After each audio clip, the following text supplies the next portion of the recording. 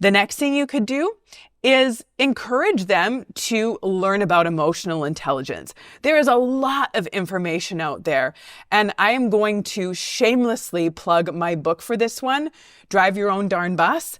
This is a great way to introduce someone into understanding their thoughts and emotions and how those are connected.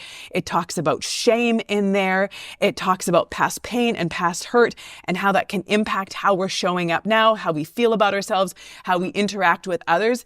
It goes deeper without going too heavy.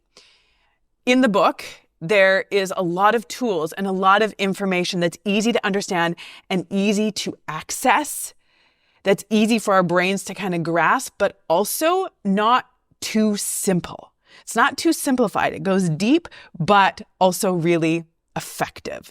So that is a great place to start for someone. If you want to recommend that to them, they would get a lot out of that. If you haven't read it, which I'm sure you probably have by now, but you would get a lot out of that one as well if you haven't.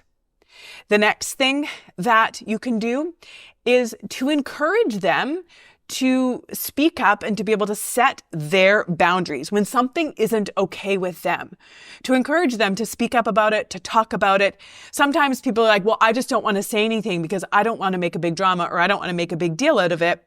But then they end up swallowing all those feelings and then creating a whole bunch of anger and resentment that ends up coming out in these really emotionally immature ways by, again, lashing out or shutting down. So encouraging that person to be like, hey, if something isn't okay with you, if something doesn't work for you, I would like you to let me know.